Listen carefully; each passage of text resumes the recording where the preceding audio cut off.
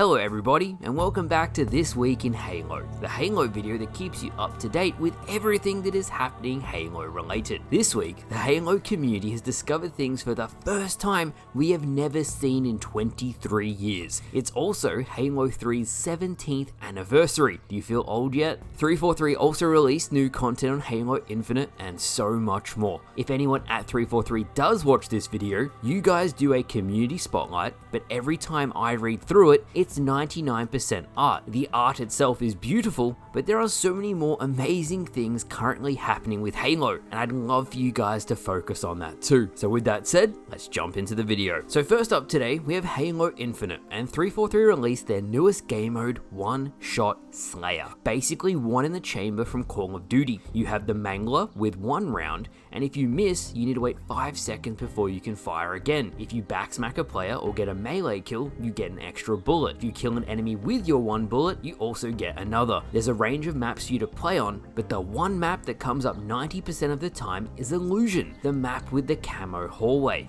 All you need to know about this playlist is that 343 really cranked up the skill-based matchmaking to 100. It's ultra competitive, and if you play above 80 ping, the Mangler hit registration really begins to suffer. When you only have one bullet, hit registration is kind of important. If it's a casual match, it would be very fun, as everyone's willing to run around and just have fun playing. But once it gets competitive, you have everybody camping the permanent active camouflage in the hallway. You have a radar, so everyone is just staring at the radar the whole time, and it devolves into quite the awful playlist. If you have played it, let me know your own thoughts in the comments below. It's something I'm really curious on.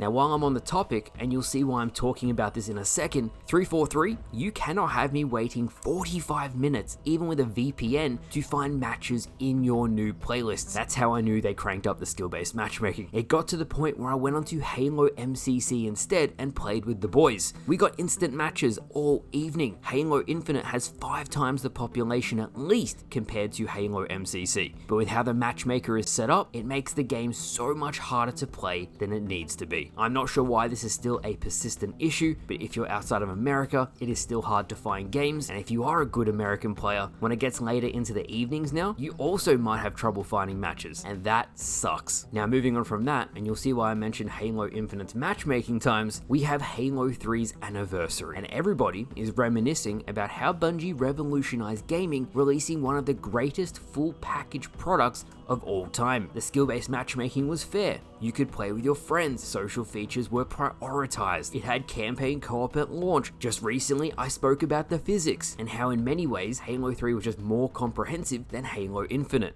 Because of that, so many people have been asking for Halo 3 Anniversary for years. To everybody who does want Halo 3 Anniversary, I don't see it happening if 343 is remaking all of the games in the Unreal Engine. It might mean that yes, we'll get a retelling of Halo 3 in the future, and it may feature all of the cut content from the original game Bungie couldn't include, but that could be over a decade away. The way I see it is if the Halo remake is slated for 2026, which is Halo's 25th anniversary, which is roughly 2 years away, and then it's a 3-year gap in between new releases, which looking at 343's release record is very generous, a decade seems right on the money. One thing that really stood out to me, and maybe you guys can relate to this, is that to many people outside of the Halo community, the Halo series ended in 2010 with the release of Reach. And this is where we come full circle. Why do they say that? Personally, I think it's because of the full product at launch. 343's done some great work in regards to MCC on PC and modding and the Forge improvements, but outside of Halo 4, each Halo game hasn't launched feature complete, and the level of polish in many ways is worse than 2007. To many mainstream audiences, they haven't resonated with 343's products. And for the record, I'm not making this Bungie versus 343 at all. There are things I love about each Halo game, and there are things that I hate about each Halo game. But in regards to the mainstream audience, people did not resonate as much with 343's games as they did with Bungie's. With that said, Halo 3 just turned 17 years old, and if you are feeling nostalgic, a speedrunner named Nails just released a new world record. Absolutely insane pace throughout the entire run. It is the fastest, high skill playthrough of the game in history, and it's definitely worth a watch. Now speaking of speedruns, and I don't feel like they get anywhere near the appreciation they deserve, we also had another world record broken this week. This time, it was by Sloth for Halo Combat Evolved. Outside of the library, where there can still be some time saved from good RNG, this record, alongside the Halo 3 one, might stand for years to come. Both of the runs will be in the description if you want to watch them. They are an absolutely bonkers display of skill. In other news this week, and while we're on the topic of Halo Combat Evolved, a community member named Mr. Monopoli has, after 23 years and without mods, I cannot stress this enough, it is without mods, has manipulated the game into respawning his character as a pelican.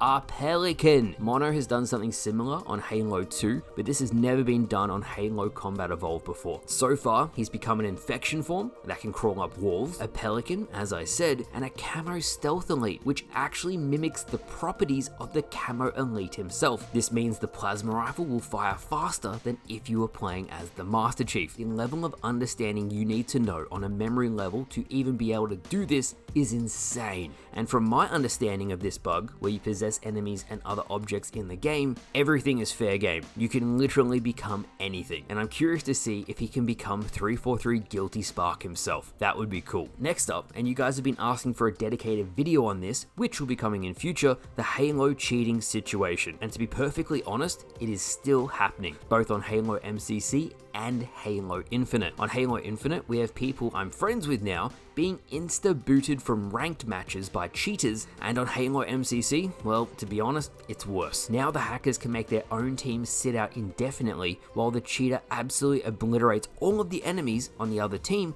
by putting them on fire as soon as they respawn. I've put the examples on screen now for you to watch. 343 has made no comment on this, beyond them saying they're investigating it, and if, on their part, they find development is warranted on their end to fix these vulnerabilities, they'll see what they can do. 343, I think I speak for everybody watching this video, you need to do something. I don't want this to be a situation where it's like, well, a majority of players won't run into this, so we're not going to do anything. The custom games browser and the ranked playlists are completely infested with cheaters, and there's a high likelihood if you play the Master Chief Collection in any capacity, you are going to run into a cheater. It needs to be fixed, and I don't want this to become a problem where the game is abandoned and it keeps on getting worse. Now, in more positive news this week, and you guys are going to love this, Ruby has almost finished the Halo 2 version of their Rebalanced mod. I'm going to be doing a separate video about this when it officially releases, but most notably, there's brand new encounters, bigger levels, cut content, and overall polish / quality of life fixes that any Halo 2 fan has wanted for years. When this releases, I would love to show this to a Bungie developer and get their own opinion, because this is going to become the definitive way to play Halo 2 once it comes out. If you are considering pulling the trigger on getting a PC so you can play Halo mods, seriously, MCC doesn't require all that many specs to do so. You can have quite a low-end PC, and the Master Chief Collection, because they're older games, will work no problem. Finally today, and while we're on the topic of Halo 2,